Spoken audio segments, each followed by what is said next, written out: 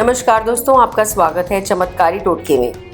क्या आप लगाते हैं मांग में ऐसे सिंदूर तो आपके पति हो सकते हैं आपसे दूर। दोस्तों, अगर आप हिंदू परिवार से हैं और एक शादीशुदा स्त्री हैं तो सिंदूर का महत्व जानना बेहद ज़रूरी है। हिंदू परिवार में महिलाओं के लिए मांग का सिंदूर किसी भी अन्य अनमोल वस्तु से बढ़कर है। सिंदूर को हमारे हिंदू धर्म में सुहाग की निशानी माना जाता है। एक महिला के सम्मान में इसका बड़ा योगदान है। लेकिन सिंदूर के बारे में हमें सही जानकारी, जैसे कि उसे कैसे लगाना है, क्यों लगाया जाता है, इन सब के बारे में हमें पता नहीं होता और गलत तरीके से सिंदूर का प्रयोग करने के कारण हमें दोष लगता है, जो पति पत्नी के बीच लड़ाई झगड़ा, गृह कलेश और घर में गरीबी का कारण बनता है। दरअसल मांग में सिंदूर लगाने के पीछे कई कारण हैं। ज्योतिष कारण है, सामाजिक कारण है, वैज्ञानिक कारण भी है। तो आज हम आपको बताएंगे सभी बातें। ध्यान से देखिए हमारे इस वीडियो को। दोस्तों, प्राचीन मान्यताओं के अनुसार अगर महिला ने मांग के बीचों बीच सिंदूर लगाया तो उसका पति कभी भी अकाल मृत्यु को प्राप्त नहीं हो सकता। कहा जाता है कि ऐसा सिंदूर लगाना उसके पति को संकट से बचाता है।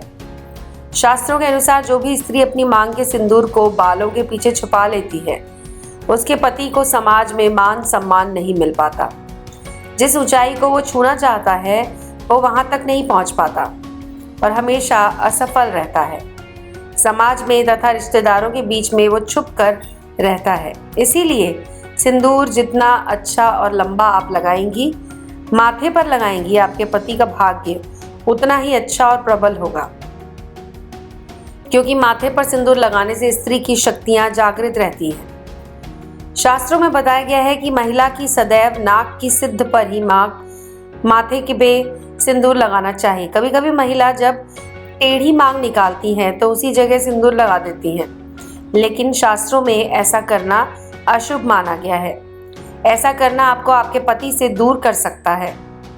अगर आप ऑफिस में काम करने वाली हैं या किसी कारण से आप रोज माथे पर सिंदूर नहीं लगा सकती, तो कम से कम त्योहार होते हैं, सालगिरह होती है, घर में कोई पूजा पाठ होती है, करवा चौथ पर, तीज त्योहार पर, इन मौक़ों पर ज़रूर लगाना चाहिए क्योंकि ये सुहाग की निशानी है।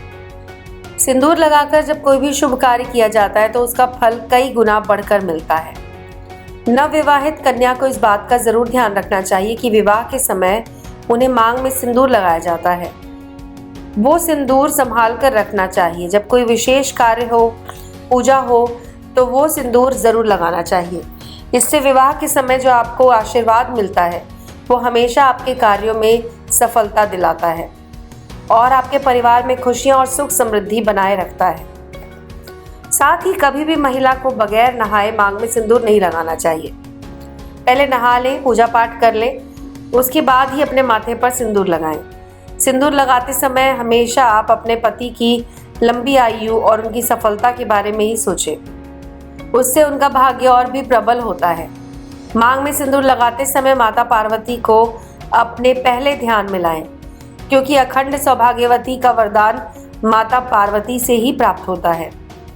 कई महिलाएं ब्यूटी पार्लर जाती हैं, वहाँ जो भी महिला मेकअप करने वाली होती है वो खुद ही सिंदूर महिला के सिर पर लगा देती है, लेकिन दोस्तों यह अशुभ माना जाता है। आप उन्हें नहीं जानती, उनका व्यवहार आपको नहीं पता, फिर आप उनसे सिंदूर लगवाती हैं तो ये सही नहीं है। सिंदूर हमेशा खुद लगाएं या फिर पति के हाथ से लगवाएं। अगर आप कभी कामाख्या मंदिर गए हों तो वहाँ से सिंदूर ज़रूर ले लें। कामाख्या माता के मंदिर का सिंदूर बहुत ही चमत्कारी होता है। अगर इसे कोई भी सुहागिन महिला अपने हर दिन माथे पर लगाए तो उसके घर में हमेशा खुशियाँ बनी रहती हैं। ऐसी सुहागिन महिला हमेशा सौभाग्यवती रहती है और पति पत्नी के बीच का रिश्ता हमेशा बना रहता है।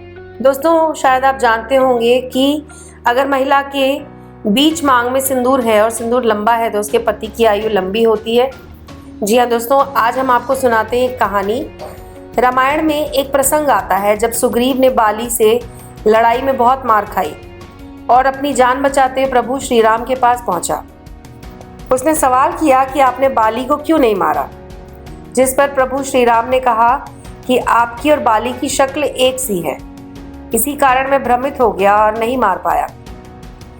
लेकिन ये पूरी सच्चाई नहीं है दोस्तों, क्योंकि प्रभु श्री राम किसी को पहचान ना पाए ऐसा नहीं हो सकता। उनकी दिव्य दृष्टि से कोई नहीं बच सकता। वास्तविकता तो ये है कि जब श्री राम बाली को मारने वाले थे तब उनकी नजर थोड़ी दूर पर खड़ी बाली की पत्नी तारा की मांग पर पड़ी, जो कि सिंदूर से भरी हुई थी।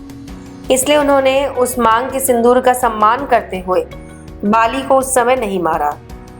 लेकिन जब उन्होंने अगली बार पाया कि बाली की पत्नी स्नान कर रही है तो श्री राम ने मौका पाते ही बाली को मार गिराया। इसी कहानी के आधार पर यह मान्यता सिद्ध हुई थी कि जो विवाहित महिला अपनी मांग में सिंदूर भरती है उसके पति की आयु लंबी और सम्मान भी बहुत होता है। रामायण का ये प्रसंग नवविवाहित महिलाओं के जीवन में सकारात्मक बदलाव ला सकता है। पति की लंबी आयु और मान सम्मान के लिए, बेहतर रिश्तों के लिए सिंदूर लगाना बेहद जरूरी है। तो दोस्तों, आज की वीडियो में बस इतना ही। मिलते हैं अगले वीडियो में। धन्यवाद।